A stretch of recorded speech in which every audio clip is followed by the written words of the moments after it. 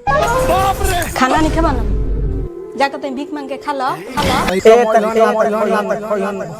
हलुआ हमें दोनों के भड़कौले भाई हमार नाम खोल दे तो कौन चुबल निकाल दे बस।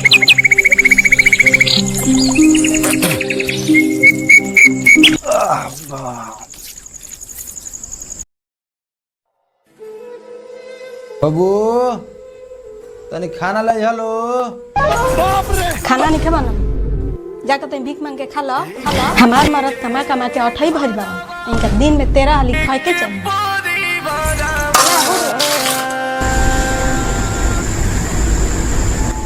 का खाना देता लो ऐसे बढ़िया ना दिल रहा तो है कुकुर लेखा खाना दिया है कुकुर लेखा कुल कमा के कहनी हम कुल है संपत्ति बटल हमार आई कुकुर लेखा खाना जब हमरा दूसरा तो लो बताओ लो हम 2 रोटी खातिर महंग बने घर में जब तो के अपना में नहीं खे रखे के हमरा गल के कहत सर जब हमार को जाता से बर्दाश्त नहीं करता काहे डो दो बेचारा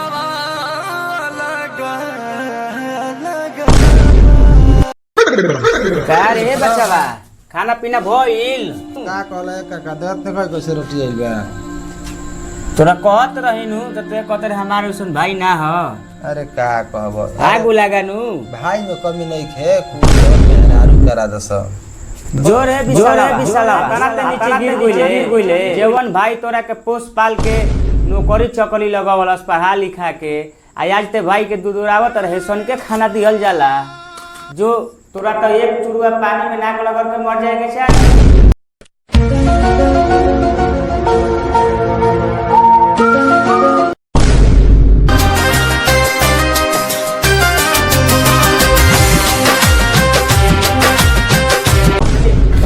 हती खाना दे तनी भूख लगल बारे बड़ी जोर से दे अखबार नहीं खाई का बात लग रहा बड़ी मिला के बनैले बड़ू सब चीज बनैले ही बड़ू बड़ा।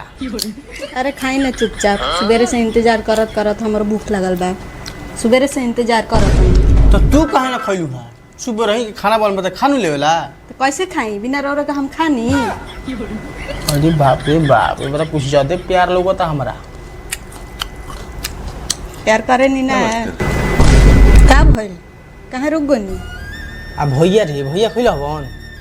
रो तो भैया की चिंता लगा रहेला हमरा के पूछनी है कि तू खैलू कि ना खैलू का बात बा बढ़िया भैया के पूछ समझ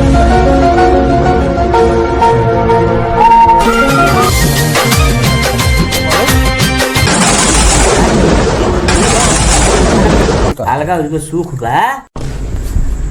प्रणाम हो काका प्रणाम कोई जाइला विशाल अरे वही घरी छुट्टिया में तारा ना बैठा रही वही घरी के आई जाइलो अभियो नहीं है भैया के तबीयत खराब रहे कुल बिया हुआ काहे भैया तबीयत ठीक नहीं का हो बिया बड़ा बात तबीयत ठीक है ताहार लोग नियत ठीक नहीं ताहार तार मेहरा काम ले के चाहिए तो यौरी मर्द कहीं के बवंडर फैले चलतो तारा के कौन काम रहे बोले जाएगा कि हइये खाता नहीं के खात एगो भाई बड़ा सा अपन की चुपचाप जौने मिले तो तौने खाता रसो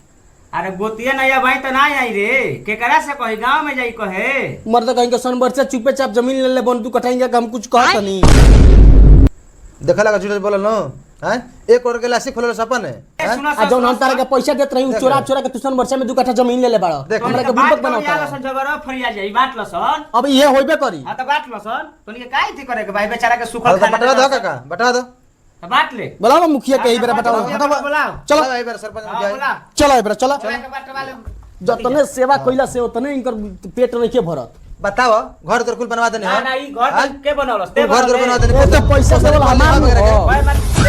पोसले बड़े की तोरा के पोसले बा पसंद पन हां वगैरह के नौकरी लगावलस बे तो नौकरी लगैलो फ्री के बाबू इतना कइले रहन त तू लगैलो अपना गाटा घर से लगले बने बाबू इतना क के गुरहन त हम उतना पढ़नी कोनो लायक रहन कुल पैसा बर्बाद कलन पियो कड़ई में तब आजिंग कर लीवर के ऑपरेशन भइला काई बती है हमरा ले हां ए घर मकान तार बाबूए बना के गो रहन ए तो पैसा के हमर गाटा के बोल गई मतलब उहे में तो चुरा के 2 कट्ठा संवर्षा में जमीन लेनी इनकर हां बना दो चुराइयो ले लस चुप ना रहो देख लो नो तू तोरो के त कतई में 1 करोड़ के एलआईसी कइले ले तू कहां से पढ़ियो ले ना सही ही बता बाल ना बात ये कहां जी बोल कहां जी बोल चला दिया अभी से क्या कर खा है सुगर पकड़ रोटी खेगो हां तू खा बाल बच्चा तार बुढ़ारी में क्यों जेने कर बाल बच्चे ने के जेने मन जेने करबो हां तो करम ना हमार ए शरीरिया के ढोई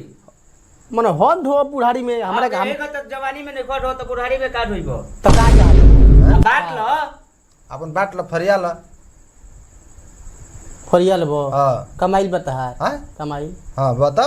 और कुल घर दर बनल हमरे ह गांव घर कुल देखले बा तो चलो फरियाबो चल चलो चल बोला मुख के सर बोला बोला मुखिया के पास ऐसा अत्याचार कर जाला कमाए के बेर ये को बुलाते सरपंच साहब प्रणाम। भाई के जनवा बीता भर खाती कैसे बदले मनवा। के दोनों के लड़त देख के हमारा बड़ी सुकून मिलल बा। हम तो कोहिले सोचत रही कि अलगई हो जा सर। हम तो चाहत नहीं दोनों हितवा लड़ के मर जा सर। होय धनवा हमरे न होई। ए अब का ताकत होला फुसुर फुसुर तो जना के जात नहीं थे कबहिले सरपंच के बोले वो काहे नहीं खड़ा आवत काय घबराई को आवत तड़न कुल बेईमान कहीं के 2 कट्ठा जमीन लेकर समस्या में देखिबे तो चलल बड़न विशाल बड़ा हो बबू सूतल बेरा विपद कोइले बड़ा लोग का प्रणाम सरपंच साहब राम सरपंच जी मरे तू लोग तो दोनों भाई अच्छा खासा कमात खातर रहो लोग ठीक कुल बा कौन कमात बेईमानी? बेईमानी जा हां अब रउरे हम ई बेईमानी करे पे उतर गेल बड़न चुपे चापी 2 कट्ठा जमीन मालिक ले सरपंच ले अभी बड़न के हम बनी चुप ना रहो हमें ही बेईमान बनी पूछी तो ये ले चल हमरा अच्छा का दिक्कत बा पहले कक जना बतियाओ लोग तो का दिक्कत बा पहले तू ही बताओ तो तू बड़ भाई हो हैं आइनी है तो खाना इनकर औरत दे तड़ी 2 गो सूखल रोटी ए तक कमइहन ना तक खइहन हलवा रोटी सुखले रोटी खइहन ना विशाल 1.5 लाख रुपया लगनी इनका शरीर में तबो बेईमानी करलन ई नीच के तनिको शर्म लागता 2 कट्ठा जमीन जाके संवर्षा में किन ले जा तो बड़ भाई हवन ता हो पनाला तू सही बात बा संबसा में 2 कट्ठा जमीन किले बड़ा सही बात बताइए झूठ मत बोलिए कैसे झूठ हम पसंद ना करी ना ना महाराज हम कहते 2 गोटा समर्थ में जमीन लेवे जाए इस तरह झूठ बोलता इस झूठो को हमरा पर छरंग लगावता यही तो 1 करोड़ के बीमा करावले बा तू कहता कि भैया 2 कट्ठा जमीन सन वर्षा में ले ले बने ऊ तहारा के कहतने कि भैया हमारी 1 करोड़ के LIC करौले बा सही बात तो LIC करौले बड़ा तो सही बताओ काहे नहीं खोजा तो बात बताओ साफ बताओ लोग तब न कोनो समस्या के समाधान होई हे नाम महाराज कहीं के हम कहे के 1 करोड़ के LIC करा जे इहे हमर भाई ना इसरवा एकदम बेईमान हो गेल बा एकरा के हम एकर ऑपरेशन करैनी 1.5 लाख रुपया लगा के हम एकर के सेवा करतनी आज हमारे मेहरानू के गलत बता देलस ये 2 कट्ठा सोनवर्षा में जमीन लेल बा इसरवा के बाल ना बच्चा बा तो क्या हिस्सा ली हमरा ले महाराज कहीं के ए विशाल तू चुप रह एकदम नाजायज बतियाओ तड़ा हम का महाराज ना तार भैया ठीक कहता कि तू 1 करोड़ के LIC करैल बड़ा तोहरे पे हमारा शक होता तोहरे में सब दोष बा बड़ भाई जोरे मर्द ऐसे बतियावल जाला ए महाराज कहीं के बोल हमारे सामने तो ऐसे बतियाओ तड़ा तू अन में क्या करतो को रोसजी सरपंच साहब सुखल रोटी देता रहन सुखल खा देलस नौकरी लगा देलस तो कोनो बात नहीं है प्रेम से जोन कहबे तोने होई बगैर हाला गुला भाई मत कर जा हम देखी जहाँ क्रिया खियाओगे को हम क्रिया खा लेब हम 1 करोड़ रुपया के LIC नहीं कराई हमारा मन में छल कपट नहीं कोई क्रिया कहीं ना खाई पूछी इते के तारा ले कहला आ तार भैया बताइए तारा लगे कला हम जमीन ले बनी अरे बाप रे बाप हमारे में पोल मत खुल जाओ हमार नाम मत धर दो रे दादा हम दोनों के भर कहले भाई हमार नाम खुल जी तो कौन चुबल निकाल दे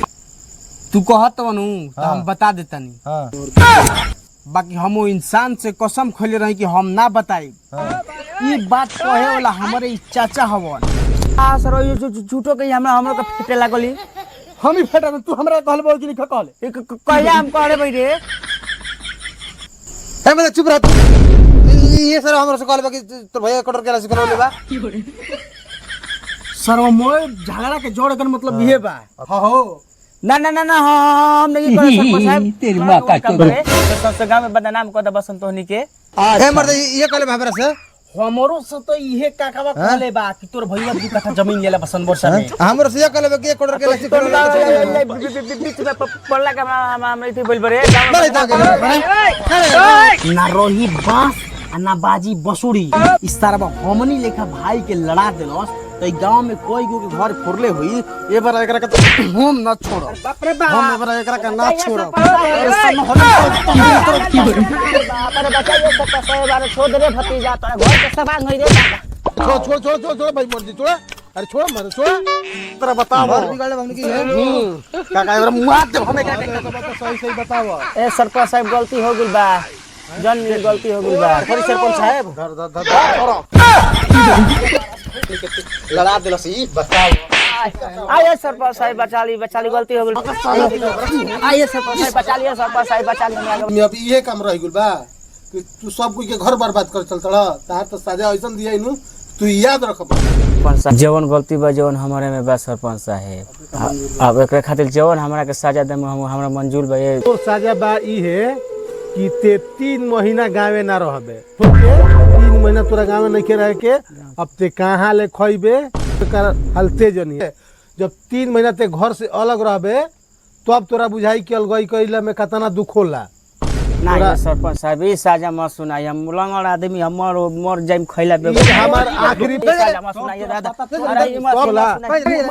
सुनाइए हमनी के वीडियो बनावे के मुख्य उद्देश्य ई रहे कि दूसरा के कहला में अपन घर मत बिगाड़ा लोग अपन भाई से मत लड़ा लोग अगर कोनो भी परेशानी होता कोनो भी दिक्कत होता तो अपन समझ लोग अपन भाई से कह लोग आ का खात वो का पियत वो ई मत बताओ लोग सही बात बा काहे ना बात काहे मत बताओ काहे छोटे हो